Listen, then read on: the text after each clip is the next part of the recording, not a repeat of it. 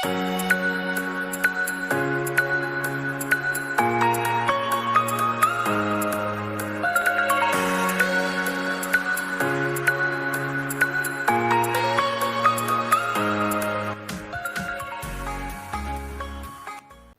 थोड़ा सा हम बात कर लेते हैं कि हम लोगों ने कहां तक कर लिया था। हम लोग का सेक्शन कंप्लीट हो गया था, आज से शेड्यूल स्टार्ट करना था। क्लियर? शेड्यूल चालू करते हैं।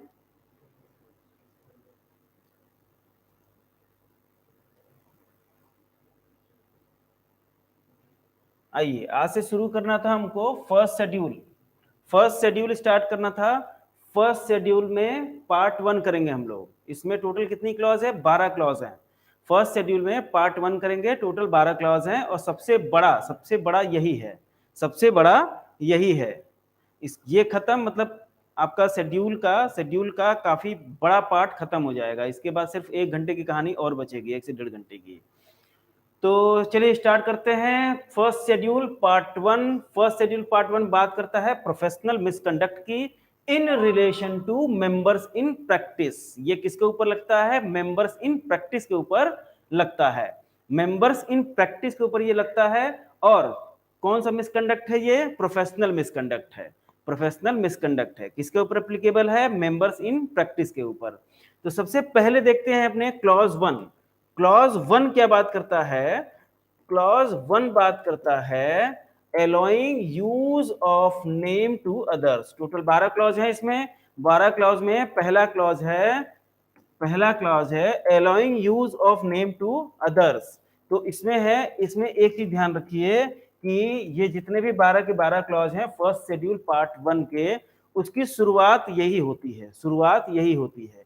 ये सेम रहेगा हर क्लॉज में। A CA in practice is deemed to be guilty of professional misconduct if he, जो सीए इन प्रैक्टिस है उसको प्रोफेशनल मिसकंडक्ट का गिल्टी माना जाएगा यदि वह क्या करता है?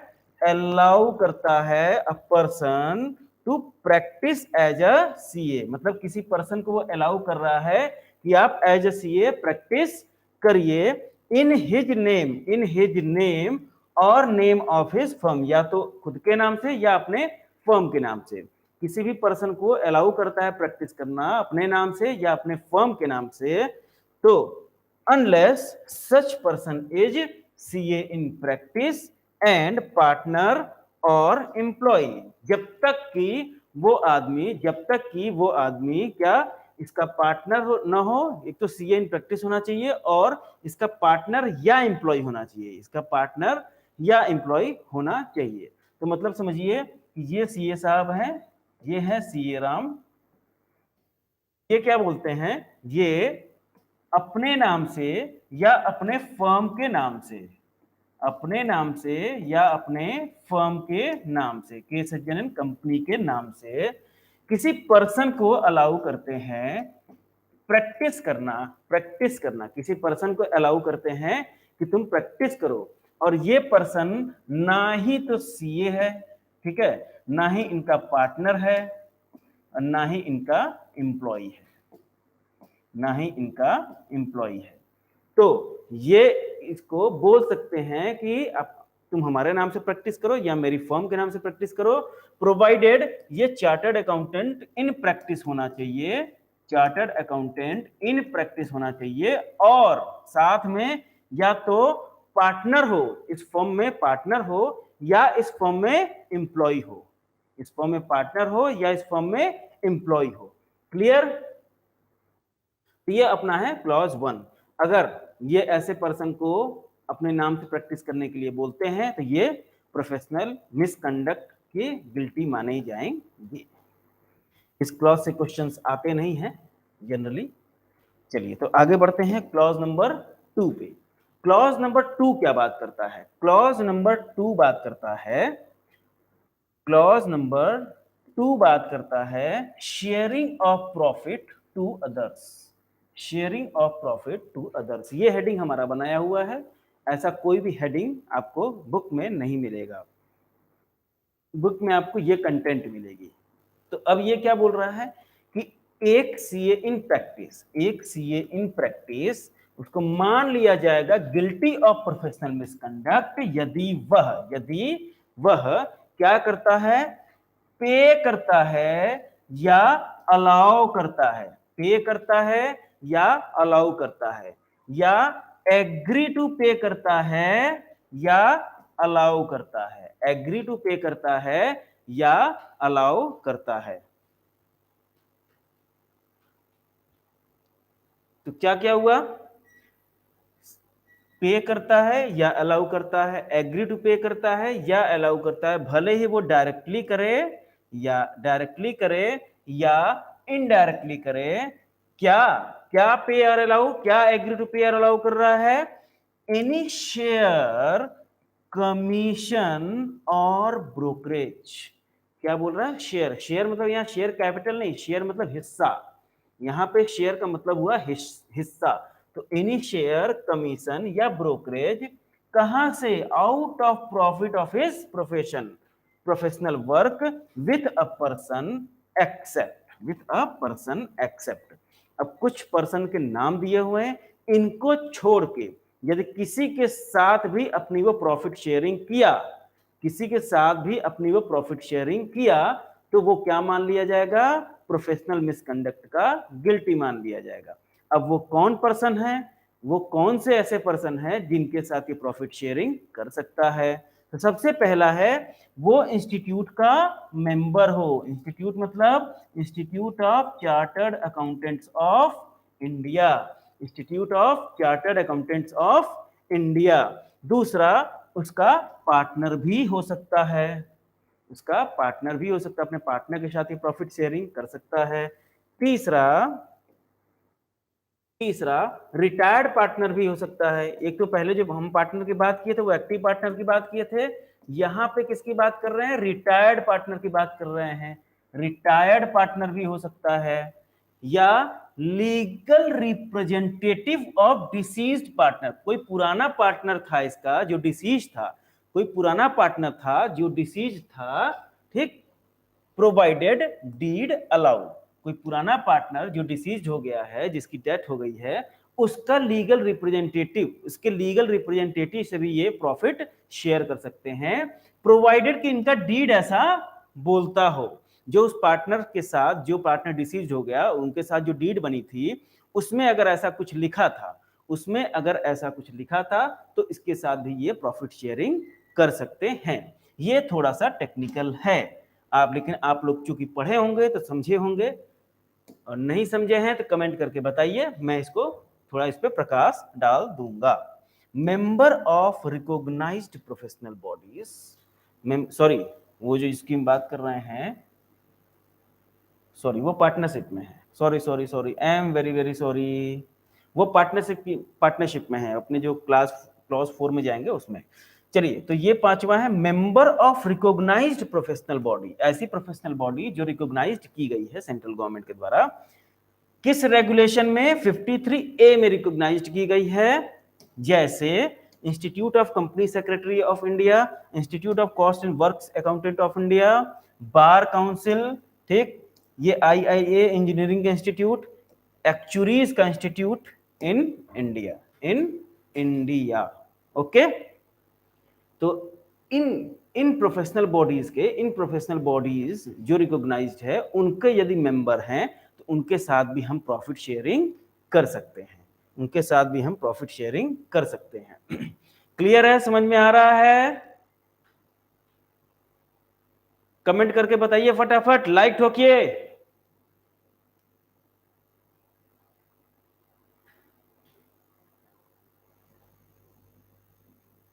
चलिए नेक्स्ट आते हैं हम लोग एफ पॉइंट पे। एफ पॉइंट क्या बोलता है, person having prescribed qualification as per regulation 53A। यहाँ 53A में क्या था, member of recognised professional bodies, और यहाँ पे जो पर्सन जिनके पास प्रेस्क्राइब्ड क्वालिफिकेशन है as per section sorry as per regulation 53A, as per regulation 53A, that is CS, CMA हैं, एडवोकेट हो गए, आर्किटेक्ट हो गए, ये जो ऊपर इंस्टीट्यूट था इन्हीं के मेंबर्स की बात हो रही है। एक्चुरीज हो गए, हैं, बीई हो गए, बीटेक वाले हो गए, इनके साथ भी हम क्या कर सकते हैं, प्रॉफिट शेयरिंग कर सकते हैं। Very nice sir, thank you. चलिए आगे बढ़ते हैं। ये हो गई प्रॉफिट शेयरिंग की बात। अब एक डिसीजन है काउंसिल का, इंस्टीट्यूट का जो काउंसिल है उसका एक डिसीजन है। डिसीजन किस रेस्पेक्ट में है, गुडविल के रेस्पेक्ट में या फर्म के नेम के रेस्पेक्ट में। यदि कोई चार्टर्ड अकाउंटेंट इन प्रैक्टिस, ठीक है, वो अपना प्रैक्टिस जमाया हुआ है, उसके फर्म का नाम है, उसके फर्म का नाम है, और किसी कारणवश उसकी डेथ हो जाती है, तो उसके फर्म के नाम का क्या होगा, उसके गुडविल का क्या होगा। तो जो उसकी डिसीज्ड जो चार्टर्ड अकाउंटेंट है, जो डिसीज चार्टर्ड अकाउंटेंट है, वो उसकी जो पत्नी है, उसकी पत्नी को किसी के आगे हाथ ना फैलाना पड़े, इसकी वजह से ये एक डिसीजन लिया गया इंस्टीट्यूट की तरफ से कि यदि जो सीए डिसीज्ड हुआ है उसके फर्म का नाम है और गुडविल है, उसके फर्म का नाम है और गुडविल है, तो उस गुडविल को बेचा जा सकता है, उस गुडविल को बेचा जा सकता है। अब इसके रेस्पेक्ट में कुछ डिसीजन आए हैं, उस रेस्पेक्ट में कुछ डिसीजन आए हैं, वो डिसीजन अपने पढ़ लेते हैं। बहुत अच्छे से समझा रहे हैं आप, thank you. In case of death of proprietor, अब ये प्रोप्राइटरशिप फर्म की बात हो रही है, पार्टनरशिप फर्म की नहीं। पार्टनरशिप फर्म में यदि कोई पार्टनर डिसीज हो गया तो फर्म तो चलती रहती है ना, फिर दूसरा पार्टनर आ जाता है कोई।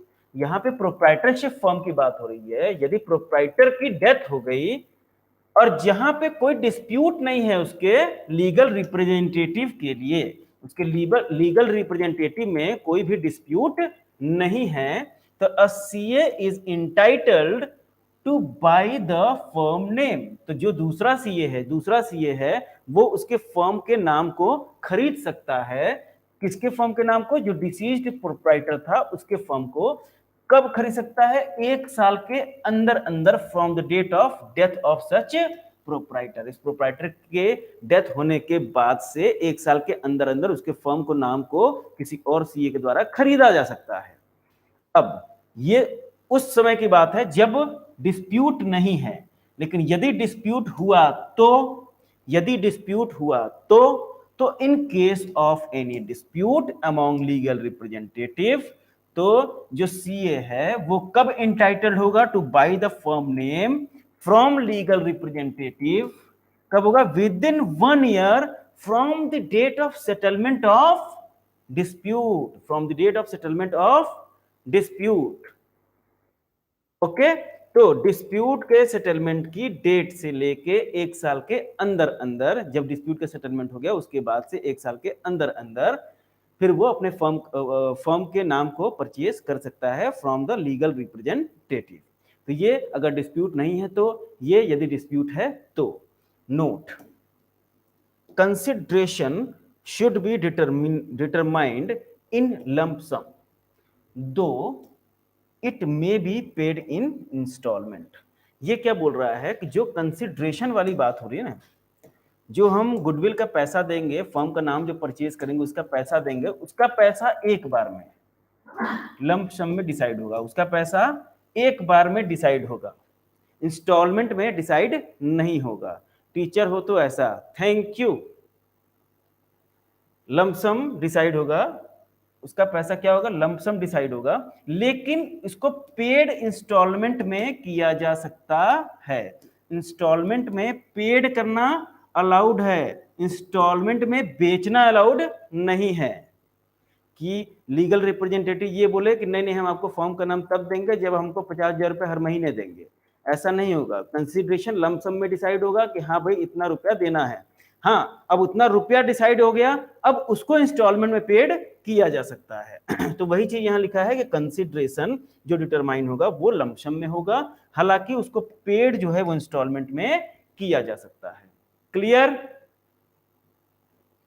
चलिए आगे बढ़ें। अब ये अपना क्लॉज 2 हो गया, क्लॉज 3 पे आते हैं। ये अपने कौन सा कर रहे हैं, शेड्यूल 1 पार्ट 1, शेड्यूल 1 का पार्ट 1 का क्लॉज 3।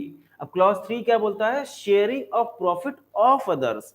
अभी हमने क्लॉज 2 पढ़ा, sharing of profit to others, मतलब हम अपना प्रॉफिट, हम जैसे सीए हैं, हमारी फर्म है, और हम अपना प्रॉफिट, प्रोफेशनल फीस जो है किसी और के साथ शेयर कर रहे थे। अब हम किसी और प्रोफेशनल का फीस हम शेयर कर रहे हैं, हम किसी और का फीस अब हम शेयर कर रहे हैं, हम ले रहे हैं पैसा उससे, तो उसके लिए बना क्लॉज 3। ये क्या बोलता है, ये क्या बोलता है, ये बोलता है कि एक सीए इन जो प्रैक्टिस है उसको मान लिया जाएगा कि वो गिल्टी ऑफ प्रोफेशनल मिसकंडक्ट है यदि वह एक्सेप्ट करता है या एग्री टू एक्सेप्ट करता है, एक्सेप्ट करता है या एग्री टू एक्सेप्ट करता है any profit of professional work of a person who is not a member of ICAI, who is not a member of ICAI।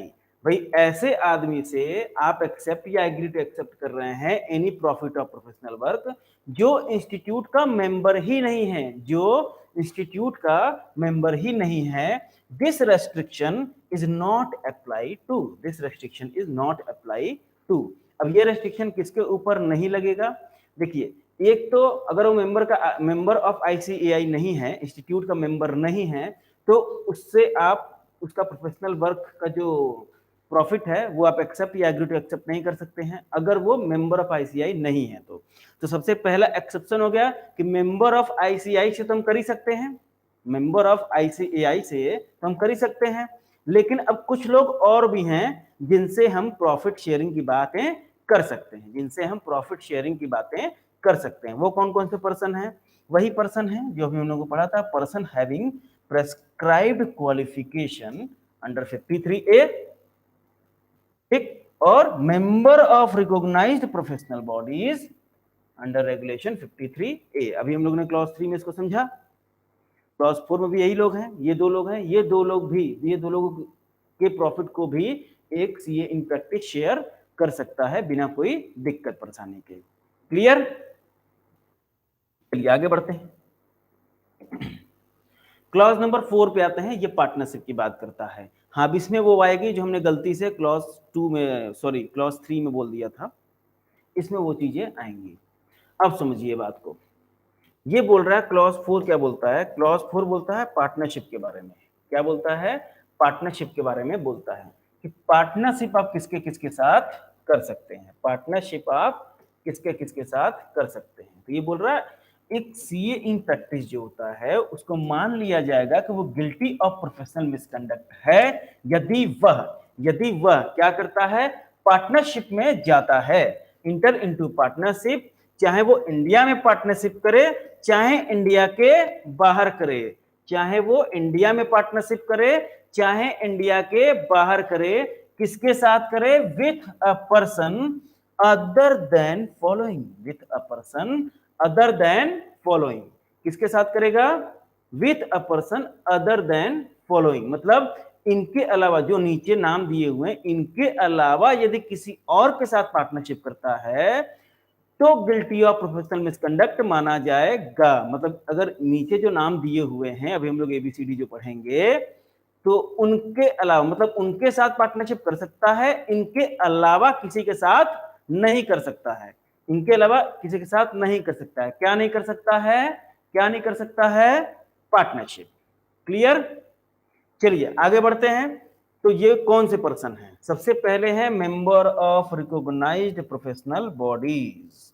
अब ये समझिए, member of recognised professional bodies clause 2 में भी थे, clause 3 में भी थे, ठीक, क्लॉज 2 में भी थे, क्लॉज 3 में भी थे, और यहां भी है member of recognised professional bodies, लेकिन यहां पर रेगुलेशन चेंज हो गया है। पार्टनरशिप में यदि रिकॉग्नाइज्ड प्रोफेशनल बॉडीज की बात करेंगे तो रेगुलेशन 53B की बात करेंगे। अब क्लॉज 2 और 3 में रेगुलेशन 53A की बात करते थे।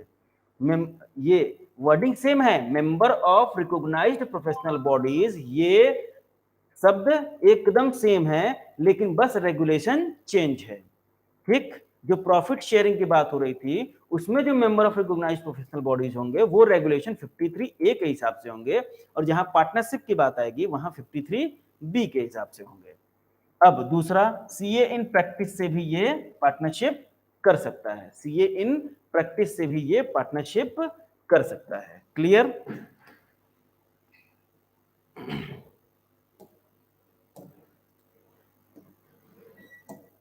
अरे यार सूरज जी नहीं आए भाई, सूरज जी का कोई कमेंट नहीं आया, कहाँ है भाई? आपको तो ऑडिट खत्म करना था ना साथ में, आइए फटाफट।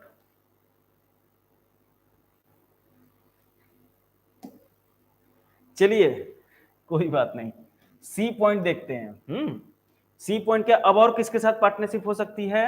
A person who but for his resident abroad, who but for his resident abroad, कौन सा person? Who but for his resident abroad, मतलब ऐसा आदमी जो अब्रॉड में रहने के कारण, अब्रॉड में रहने के कारण, अब्रॉड मतलब इंडिया से बाहर रहने के कारण इंटाइटल्ड हो गया to get his name entered in the register of members.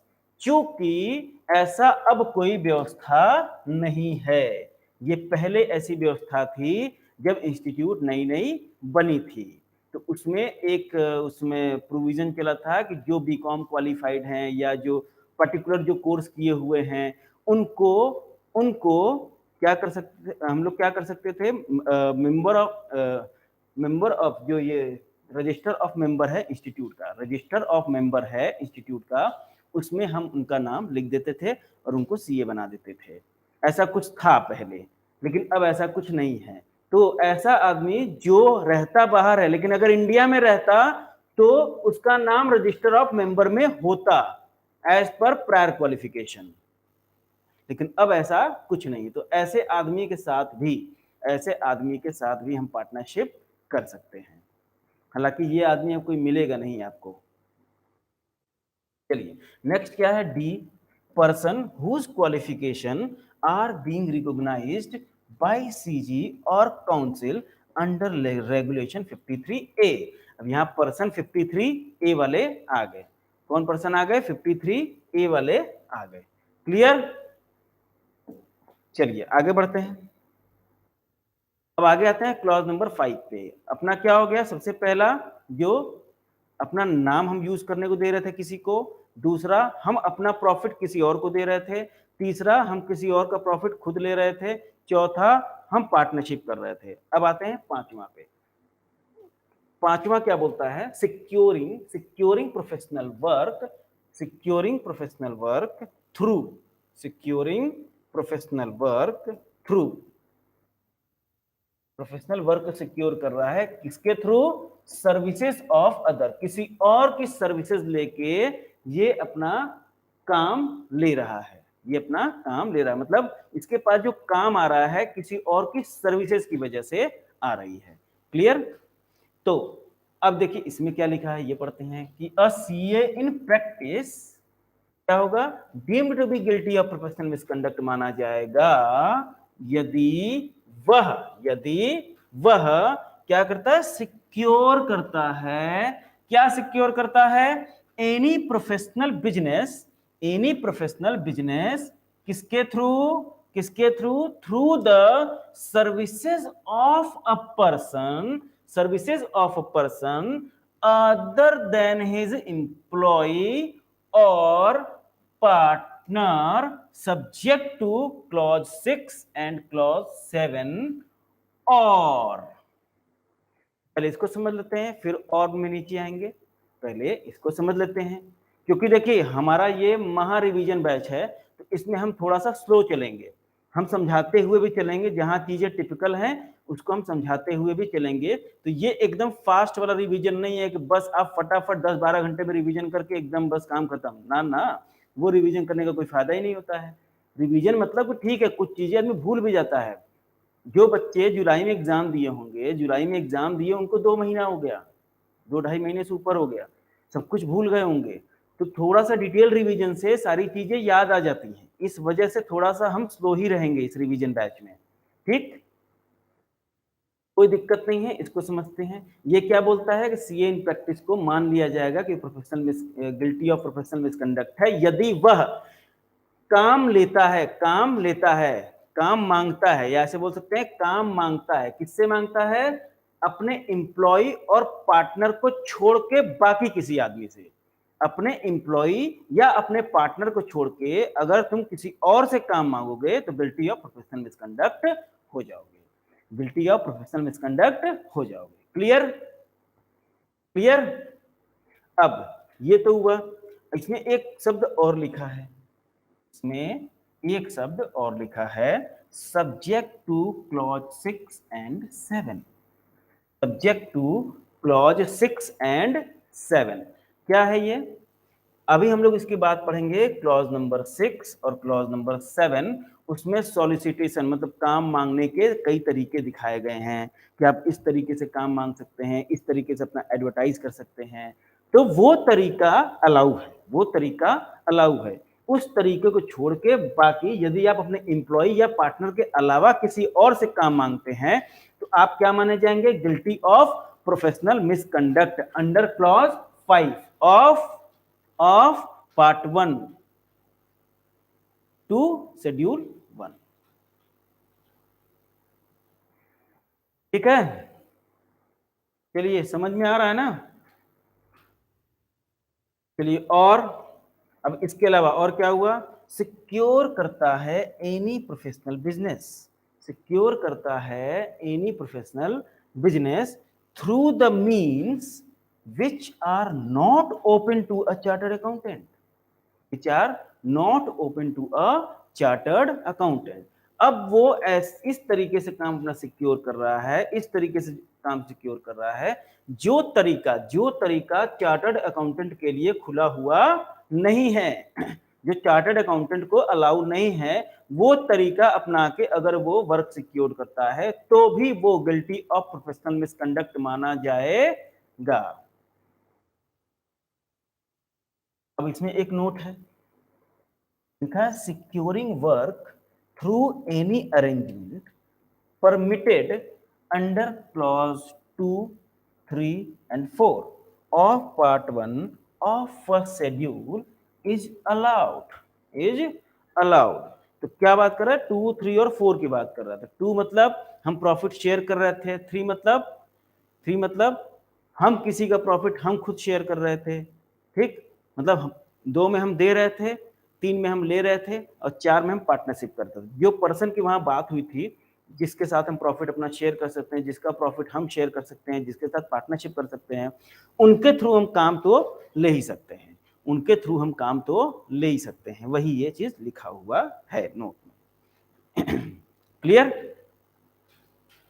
चलिए, ये अपना हो गया क्लॉज 5। अब इसके बाद क्या हुआ? Clause number 6। क्लॉज नंबर 6 थोड़ा है लंबा, क्लॉज नंबर 6 है थोड़ा लंबा। हमको लगता है क्लॉज नंबर 6 ही हम लोग कंप्लीट कर पाएंगे, या हो सकता है क्लॉज 6 आज थोड़ा छूट जाए। कोशिश करेंगे क्लॉज 6 हम पूरा कंप्लीट करा दें, फिर क्लॉज 7 से हम लोग अगले क्लास में करेंगे। ठीक है, तो क्लॉज 6 हम लोग शुरू करते हैं। लास्ट अपना क्लॉज है आज की डेट का। तो क्लॉज 6 क्या बोलता है, और बहुत इंपॉर्टेंट है ये। क्लॉज 6 से आपको कम से कम एक क्वेश्चन, कम से कम एक क्वेश्चन हर एग्जाम में दर्शन देते हैं। 4 नंबर के हर एग्जाम में एक क्वेश्चन क्लॉज 6 से दर्शन जरूर देता है। ठीक है, तो थोड़ा ध्यान से, थोड़ा सावधान। ओके, चलिए, क्लॉज 6 पहले बोलता क्या है? Solicitation of work. Solicitation of work मतलब काम की आजमाइश,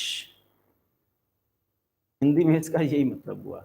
ठीक, सॉलिसिटेशन ऑफ वर्क कुल मिला के एक तरीके से एडवर्टीजमेंट हो गया। ठीक, चलिए, ये क्या बोलता है कि CA in practice deemed to be guilty of professional misconduct माना जाएगा यदि वह क्या करता है? सॉलिसिट करता है किसको? क्लाइंट को या प्रोफेशनल वर्क को।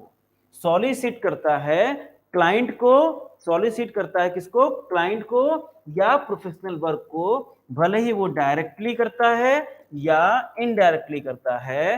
किसके थ्रू सॉलिसिट करेगा ये? अब सॉलिसिट किसके थ्रू करता है? सबसे पहला एनी सर्कुलर के थ्रू, दूसरा एडवर्टीजमेंट के थ्रू, तीसरा प्रोफेशनल कम्युनिकेशन पर्सनल कम्युनिकेशन के थ्रू, चौथा एनी अदर मीन्स के थ्रू, जैसे कि वेबसाइट से। तो ये चार चीजों से, any circular, advertisement, personal communication, any other means, जैसे कि वेबसाइट, तो ये चार चीजों से अगर वो सॉलिसिट करता है, किसको सॉलिसिट करता है? क्लाइंट को या प्रोफेशनल वर्क को, तो उसको मान लिया जाएगा कि वो गिल्टी ऑफ प्रोफेशनल मिसकंडक्ट है। सर ये तो क्लॉज 6 खत्म हो गया। नहीं, अभी इसमें बहुत सारी गाइडलाइंस पढ़नी है हम लोगों को, और क्वेश्चन गाइडलाइन से ही आते हैं, और गाइडलाइन से क्वेश्चन आएंगे तो अपने को क्लॉज 6 भी लिखना पड़ेगा। अच्छा, एक चीज और बता दें कि ये जो शेड्यूल हैं, ये जो शेड्यूल के क्लॉजेस हैं, इसमें देखिए हर क्लॉजेस में 4-5 लाइनों का है। एक पहला 2 लाइन तो सेम है, उसके बाद 4-5 लाइन का और थोड़ा सा रहता है वर्डिंग। ये आप कोशिश करिए कि इसको आप याद कर लें, क्योंकि इसको एज इट इज एग्जाम में लिखना पड़ेगा। ये ऑडिट का पेपर है, इसमें जरा सा भी इधर उधर हुआ नंबर पूरे कट जाते हैं, बहुत दिक्कत है इसमें नंबर नहीं आते हैं, इसलिए थोड़ा सा सावधानी इसमें बरतनी है। ठीक है, तो इसमें तो पहला तो 2 लाइन सेम है, तो ये तो सबको याद हो जाता है, लेकिन कोशिश करिए कि कम से कम जो इंपॉर्टेंट क्लॉज हैं, जो इंपॉर्टेंट क्लॉज हैं, वो एकदम रट्टा मार लीजिए उसको क्या बोलते हैं, रट्टा मार लीजिए उसको। तो क्योंकि यही सेम टू सेम लिखना पड़ेगा अपने को। किसी भी अगर गाइडलाइन से भी क्वेश्चन आएगा तो वो गाइडलाइन किसी क्लॉज के अंतर्गत आएगी, तो जैसे ही किसी क्लॉज का रेफरेंस आया, वो क्लॉज आपको एग्जाम में पूरा लिखना ही है। ठीक है, चलिए, तो फिर अब क्या हुआ था? फिर अगर वो सॉलिसिट करता है क्लाइंट या प्रोफेशनल वर्क को, चाहे डायरेक्टली चाहे इनडायरेक्टली, इन चार चीजों के थ्रू। चलिए आगे बढ़ते हैं। Council guideline with respect to permitted and prohibited forms of solicitation. अब कुछ काउंसिल की गाइडलाइन है जो सॉलिसिटेशन को परमिट करती है, एक हद तक सॉलिसिटेशन को परमिट करती है। ठीक, तो अब वो कौन कौन सी चीजें हैं? सबसे पहला बोलता है advertisement and note in press. Advertisement आप कर सकते हैं और प्रेस में नोट दे सकते हैं। एडवर्टीजमेंट आप कर सकते हैं और प्रेस में नोट दे सकते हैं। एडवर्टीजमेंट कर सकते हैं और प्रेस में नोट दे सकते हैं। तो as a general rule a member can't advertise. तो भाई जनरली एक जो सिंपल रूल है, वो सिंपल रूल के हिसाब से मेंबर एडवर्टाइज कर ही नहीं सकता है। जो मेंबर ऑफ इंस्टीट्यूट है वो एडवर्टाइज कर ही नहीं सकता है, ये एक जनरल रूल हो गया। Clear? However a member may advertise in case of. अब एडवर्टाइज कर सकता है, पहले बोला कर ही नहीं सकता है, लेकिन अब कुछ कंडीशन लगा दिया, हाँ मेंबर चाहे तो एडवर्टाइज कर सकता है, लेकिन हमारी कुछ शर्तें हैं। वो क्या क्या शर्तें हैं? वो एडवर्टीजमेंट यदि आप पार्टनरशिप में चेंज करना चाहते हैं उसके लिए है, पार्टनरशिप में आपके चेंजेस हो गए हैं या करना चाहते हैं उसके लिए है, या आप एड्रेस चेंज किए हैं अपने प्रैक्टिस का तो उसके लिए आप एडवर्टाइज कर रहे हैं तो अलाउ है, या आप अपना टेलीफोन नंबर चेंज किए हैं ऑफिस का, उसके लिए आप एडवर्टाइज कर रहे हैं तो भी ठीक है ये, तो भी आप एडवर्टाइज कर सकते हैं इसके लिए। प्रोवाइडेड, अब इसके लिए आप कर तो सकते हैं, लेकिन आप समझिए कि जो एडवर्टीजमेंट में वर्डिंग होगी वो सिर्फ और सिर्फ बेयर स्टेटमेंट होगा। बेयर स्टेटमेंट मतलब सिर्फ काम की बातें लिखी होंगी। मतलब आप यदि एडवर्टाइज कर रहे हैं कि आपका पार्टनरशिप चेंज हो गया, पार्टनरशिप में चेंजेस हो गए हैं, पहले हम लोग 4 पार्टनर थे, अब 2 पार्टनर छोड़ दिए हैं, 3 पार्टनर नए ज्वाइन किए हैं, तो सिर्फ वही बातें होंगी, उसके अलावा कोई बात नहीं होगा।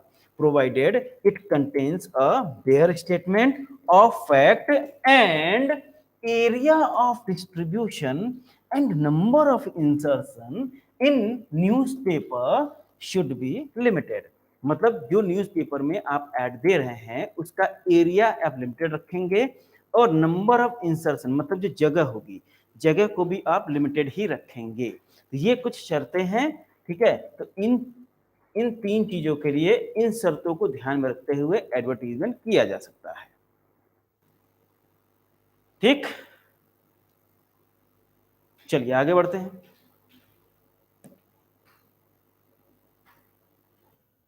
अब ये उसी में है, पहले ही गाइडलाइन चली है, एडवर्टीजमेंट की ही गाइडलाइन अभी चल रही है। तो ये बोलता है अ मेंबर, अब क्या बोला,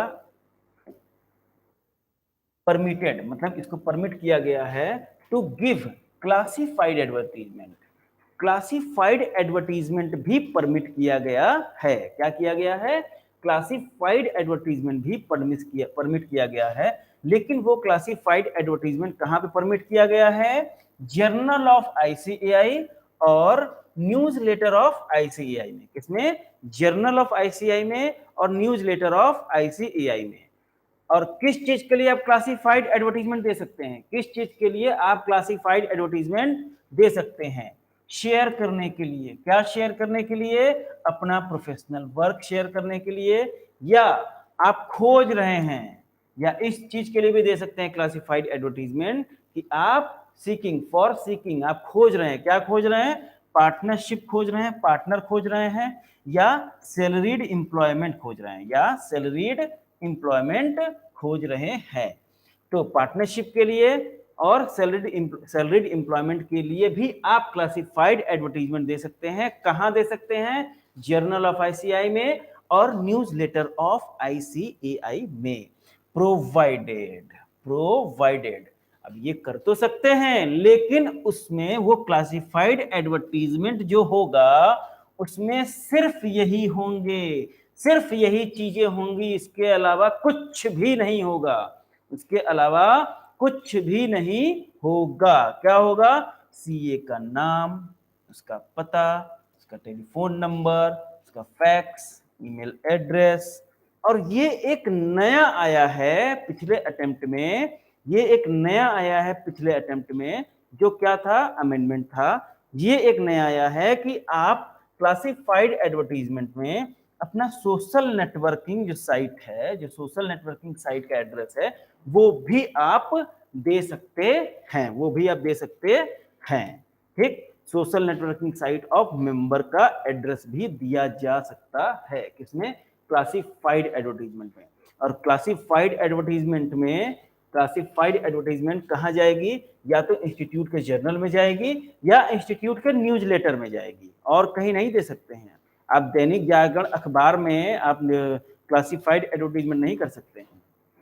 सिर्फ यही दो जगह पे कर सकते हैं, वो भी सिर्फ दो कामों के लिए, या तो प्रोफेशनल वर्क शेयर करने के लिए, या पार्टनरशिप चाहिए आपको, या सैलरीड एम्प्लॉयमेंट चाहिए, इसके लिए कर सकते हैं। ठीक, प्रोवाइडेड उसमें ये चीजें रहेंगी। एक चीज नई है, इसको आप देख लीजिएगा। अब समझिए ये कुछ बोल रहा है, कुछ बातें बता रहा है, उसको देख लीजिए। Mere factual position of experience and area of specialisation relevant to seek response to the advertisement are permissible। अब कुछ चीजें परमिट कर रहा है, कुछ चीजें ये परमिट कर रहा है। क्या परमिट कर रहा है? फैक्चुअल पोजीशन, मतलब एकदम फैक्ट वाली बात रहेगी, कोई फालतू बात नहीं रहेगी। किस चीज के बारे में? एक्सपीरियंस के बारे में और एरिया ऑफ स्पेशलाइजेशन के बारे में रहेगी। किसके बारे में रहेगी? एक्सपीरियंस के बारे में और किस एरिया में स्पेशलाइजेशन है। ठीक है, और जिस चीज, जैसे मान लीजिए हम प्रोफेशनल वर्क शेयर करना चाहते हैं या करवाना चाहते हैं, या पार्टनरशिप चाहते हैं, तो हम पार्टनरशिप में बोल सकते हैं कि उसका एरिया ऑफ स्पेशलाइजेशन क्या होना चाहिए, उसको कितने साल का एक्सपीरियंस होना चाहिए। ठीक है, तो ये चीजें हम बोल सकते हैं, ये चीजें परमिशिबल हैं, ये चीजें उसमें सॉलिसिट में नहीं आएंगी। तो ये अपना हो गया एडवर्टीजमेंट की कहानी। आगे बढ़ते हैं। क्योंकि ठीक है, थोड़ा सा डिटेल रिवीजन है ये, लेकिन फिर भी जहां पे चीजें हम समझ रहे हैं वहां पे झूठ मूठ का टाइम लगाने का कोई मतलब नहीं है। क्लियर? चलिए ये गाइडलाइन नंबर 2 क्या है? Guideline number 2।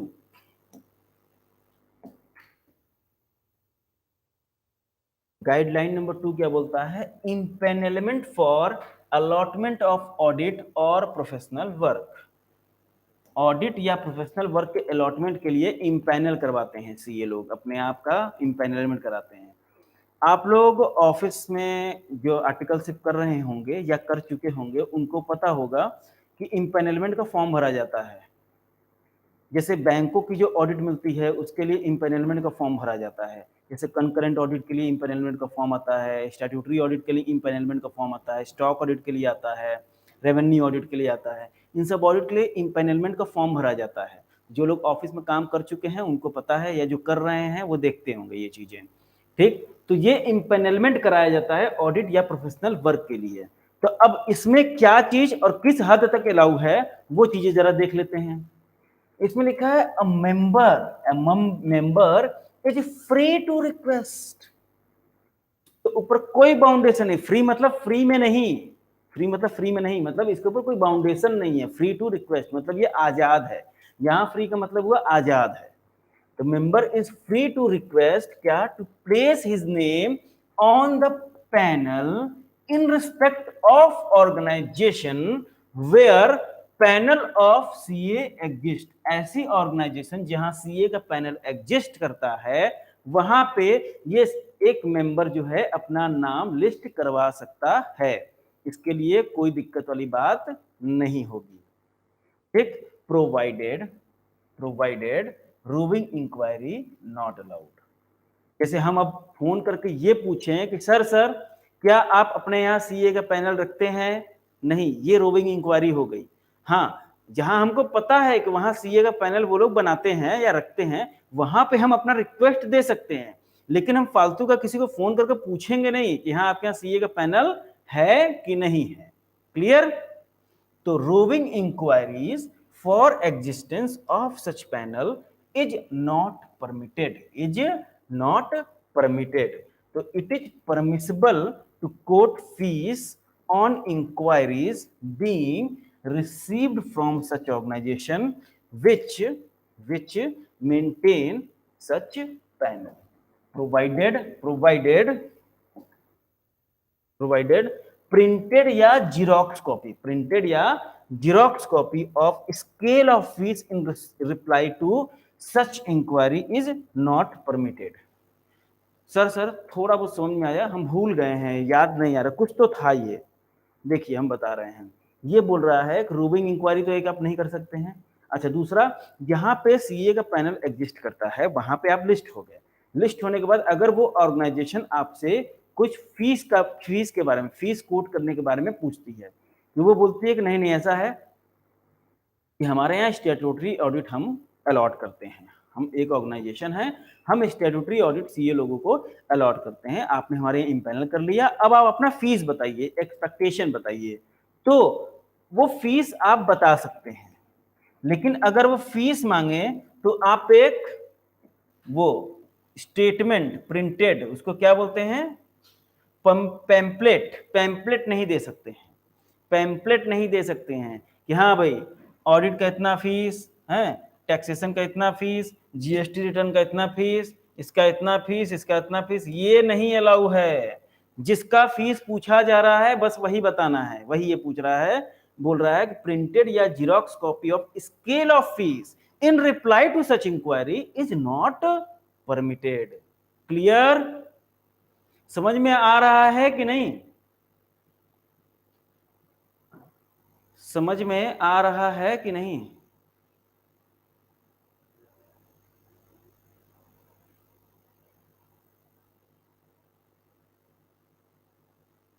चलिए, मतलब समझ में आ रहा है आप लोगों को, बहुत अच्छी बात है। चलिए अब तीसरे नंबर पे आते हैं। तीसरा नंबर क्या बोलता है? Responding to tenders, advertisement and circular. किस चीज को रिस्पॉन्ड करने की बात कर रहा है? टेंडर को रिस्पॉन्ड करने की बात कर रहा है, एडवर्टीजमेंट को और सर्कुलर को। अब समझिए ये क्या चीज का है। अगर टेंडर, सर्कुलर या एडवर्टीजमेंट निकला है तो उसको सीए रिस्पॉन्ड कर सकता है, लेकिन उसकी कुछ कंडीशन है। यदि वो टेंडर एक्सक्लूसिव एरिया के लिए है, वो टेंडर एक्सक्लूसिव एरिया के लिए है। एक्सक्लूसिव एरिया मतलब जो सिर्फ चार्टर्ड अकाउंटेंट ही कर सकता है और कोई नहीं कर सकता है, जैसे कि स्टैट्यूटरी ऑडिट। स्टैट्यूटरी ऑडिट सिर्फ और सिर्फ चार्टर्ड अकाउंटेंट इन प्रैक्टिस ही कर सकता है और कोई नहीं कर सकता है। तो for the purpose of exclusive area, अगर एक्सक्लूसिव एरिया के लिए टेंडर वगैरह निकला है तो यदि मिनिमम फीस उसमें लिखी गई है, यदि मिनिमम फीस उसमें लिखी गई है तो ही वो रिस्पॉन्ड करेगा, तो ही वो अलाउड है रिस्पॉन्ड करने के लिए।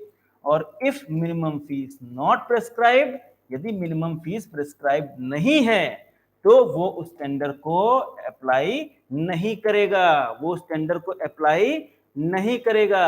रिस्पॉन्डिंग टू टेंडर तभी अलाउ है जब वो एक्सक्लूसिव एरिया का है यदि, और उसमें मिनिमम फीस प्रेस्क्राइब्ड है, तो ही वो उस टेंडर को भर सकता है, नहीं तो नहीं भरेगा।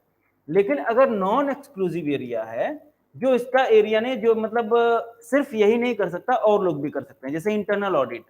इंटरनल ऑडिट कोई भी प्रोफेशनल कर सकता है, सीएस भी कर सकता है, सीएमए भी कर सकते हैं, सीए भी कर सकता है, ठीक। तो जैसे इंटरनल ऑडिट हुआ तो नॉन एक्सक्लूसिव एरिया है जिसमें कंपटीशन है,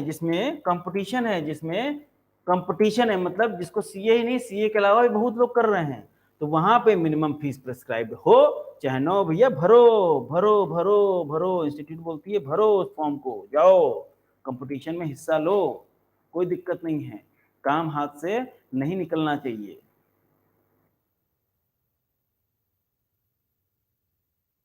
ठीक है,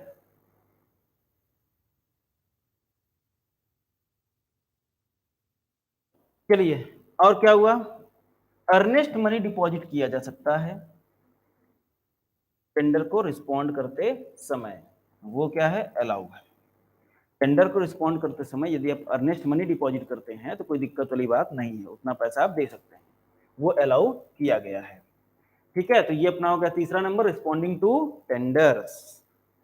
अब आइए चौथे नंबर पे, ये क्या बोलता है, पब्लिकेशन ऑफ बुक्स और आर्टिकल। पब्लिकेशन ऑफ बुक्स और आर्टिकल, इसमें क्या लिखा हुआ है, it is not permissible, it is not permissible for member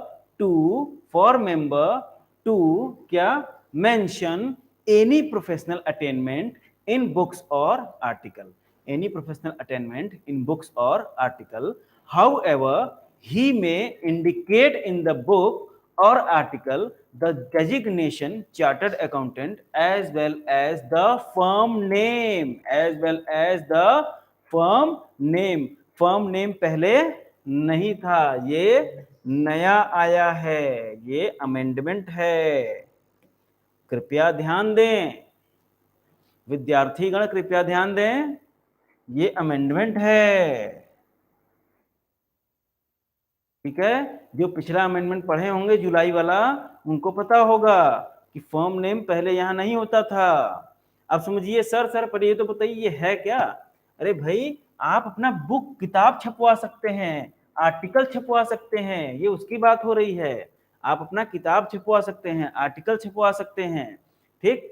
तो बोला है इट इज नॉट परमिसिबल, तो परमिसिबल ही नहीं है for member to mention any professional attainment in books और आर्टिकल। लेकिन बुक जो छपवाएंगे, आर्टिकल जो छपवाएंगे, आर्टिकल जो आप लिख रहे हैं, बुक छपवा रहे हैं, उसमें अपनी आप बड़ाई नहीं करेंगे, बड़ी बड़ी बात नहीं कर सकते हैं, उसमें प्रोफेशनल अटेनमेंट की चर्चा नहीं होगी कि मेरा 10 साल का experience, GST expert, income tax expert, ना ना ना ना, not allowed, not allowed. Professional attainment आप नहीं लिख सकते हैं अगर आप अपनी बुक या आर्टिकल छपवा रहे हैं तो। लेकिन हाउएवर, लेकिन आप डेजिग्नेशन अपना दे सकते हैं कि आप जो किताब का ऑथर है, मतलब मैं किताब का ऑथर क्या हूं, चार्टर्ड अकाउंटेंट हूं, ये लिखा जा सकता है बुक में। साथ में पहले फर्म नेम बुक में अलाउड नहीं होता था, अब क्योंकि पिछले अटेम्प्ट से अमेंडमेंट के बाद अब फर्म नेम भी अलाउ होने लगा है। आप अपने बुक में फर्म का नाम भी दे सकते हैं। क्या आप अपने बुक में फर्म का नाम भी दे सकते हैं? क्लियर? क्लियर? तो ये बुक और आर्टिकल का हो गया कहानी। आइए आगे बढ़ते हैं। 5 number, issue of greeting card और invitation. Issue of greetings card और invitation. A member is permitted to use designation chartered accountant as well as the name of firm in 3 चीजों में, ग्रीटिंग कार्ड, इनविटेशन कार्ड और letter regarding change. क्या क्या है? Greeting card, invitation और letter regarding change. इन 3 में आप क्या कर सकते हैं, इसको जरा पढ़ते हैं। कैसे? अगर किसी चार्टर्ड अकाउंटेंट की शादी हो रही है और उसकी शादी का कार्ड छप रहा है, तो क्या शादी के कार्ड पे वो चार्टर्ड अकाउंटेंट लिख सकता है कि मैं एक चार्टर्ड अकाउंटेंट है, मैं इनकम टैक्स एक्सपर्ट, मैं जीएसटी एक्सपर्ट है, मैं बहुत बड़ा तोप? वही उसी की बात हो रही है, इस क्लॉज में उसी की बात हो रही है। तो इश्यू ऑफ ग्रीटिंग कार्ड या इनविटेशन की यदि बात होगी तो मेंबर क्या है? परमिटेड है। मेंबर क्या है? परमिटेड है to use designation, to use designation क्या?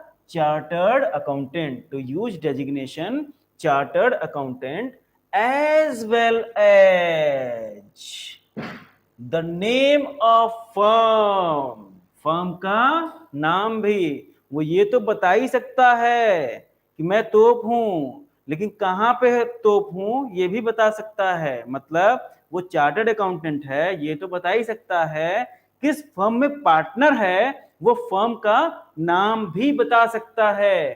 कहां पे? ग्रीटिंग कार्ड पे। भाई हैप्पी दिवाली, हैप्पी दिवाली के ग्रीटिंग कार्ड छपवा के बांटेगा क्लाइंटों को, तो उस पर वो लिखवा सकता है। इनविटेशन कार्ड देता है, इनविटेशन कार्ड यदि देता है, किसका इनविटेशन कार्ड? मैरिज का इनविटेशन कार्ड, या किसी रिलीजियस सेरेमनी का, किसी रिलीजियस सेरेमनी का, जैसे मुंडन हुआ, जनेऊ हुआ, उसका कोई इनविटेशन कार्ड हुआ, या ओपनिंग या इनॉग्रेशन ऑफ ऑफिस, ओपनिंग या इनॉग्रेशन ऑफ ऑफिस, ऑफिस का ओपनिंग हो रहा है, उसका इनविटेशन में भी ये चीजें दी जा सकती हैं कि मैं चार्टर्ड अकाउंटेंट, मेरा फर्म का नाम ये। अच्छा, अब एक लेटर यदि छपती है किसके regarding? Change in office, office यदि चेंज हो रहा है, ऑफिस प्रीमाइसेस यदि चेंज हो रहा है, या टेलीफोन नंबर चेंज हो रहा है। क्या क्या चेंज हो रहा है? ऑफिस प्रीमाइसेस चेंज हो रहा है या टेलीफोन नंबर चेंज हो रहा है। तो क्या होगा? ऑफिस प्रीमाइसेस चेंज हो रहा है या टेलीफोन नंबर चेंज हो रहा है, उसके लेटर में भी ये लिखा जा सकता है कि मैं चार्टर्ड अकाउंटेंट, मेरे फर्म का नाम ये। क्लियर? चलिए आगे बढ़ते हैं। 6 नंबर पे आते हैं, advertisement for silver, golden, platinum और सैनिटरी सेलिब्रेशन। सेलिब्रेशन, अब सेलिब्रेशन, भाई हमारा फर्म, हमने फर्म स्टार्ट किया था 25 साल पहले, 25 साल हो गया, हम उसकी सिल्वर जुबली मनाएंगे, हम उसकी सिल्वर जुबली मनाना चाहते हैं, तो हम मना सकते हैं सिल्वर जुबली, गोल्डन जुबली, क्या हम मना सकते हैं? तो इंस्टीट्यूट क्या बोलती है इसके रिगार्डिंग, वो हम लोग जरा देख लेते हैं। किस चीज का advertisement? Golden jubilee, silver jubilee मनाने की बात हो रही है। To advertise the events organized by a firm of CA is not permitted। लो भैया, लो भाई साहब, परमिटेड ही नहीं है। अब बताइए अब क्या होगा? एडवर्टाइज करना कि हम सिल्वर जुबली मना रहे हैं, गोल्डन जुबली मना रहे हैं, परमिटेड ही नहीं है। अब क्या होगा? हाउएवर, हाउएवर क्या बोल रहा है? Considering the need of interpersonal socialization और relationship of members through such get together occasion. भाई सोशलाइजेशन और रिलेशनशिप को, एक चार्टर्ड अकाउंटेंट के सोशलाइजेशन और रिलेशनशिप को ध्यान में रखते हुए एक इसमें छूट दी गई, एक इसमें रिलैक्सेशन दिया गया कि the advertisement for celebration may be published in newspaper या न्यूज़लेटर, इन न्यूज़पेपर और न्यूज़लेटर क्या, कब कब ये बोल रहा है, पहले तो बोल रहा है नहीं अलाउ है, फिर बोल रहा है ठीक है सोशलाइजेशन और रिलेशनशिप को ध्यान में रखते हुए हम अलाउ करते हैं, लेकिन आप वो न्यूज़पेपर और न्यूज़लेटर में एडवर्टाइजमेंट दे सकते हैं, लेकिन कब दे सकते हैं, कब दे सकते हैं, कब दे सकते हैं भाई? इसके लिए आपको इंस्टीट्यूट से परमिशन लेनी पड़ेगी।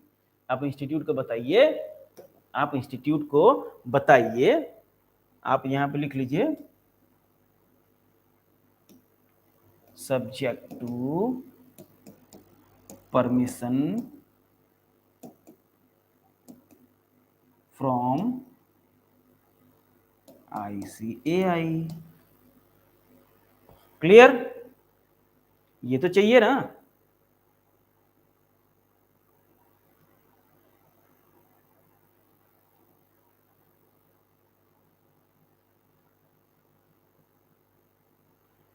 चलिए ये हो गया क्लॉज नंबर 6। अब आगे बढ़ते हैं क्लॉज नंबर 7। ठीक है, अब हमको लग रहा है कि आप लोग थक गए हैं, तो क्लॉज 6, क्लॉज 6 का जो हम लोग पढ़ रहे थे, क्लॉज 6 का हम लोगों ने जो ये गाइडलाइन थी, 6 गाइडलाइन पढ़ ली है।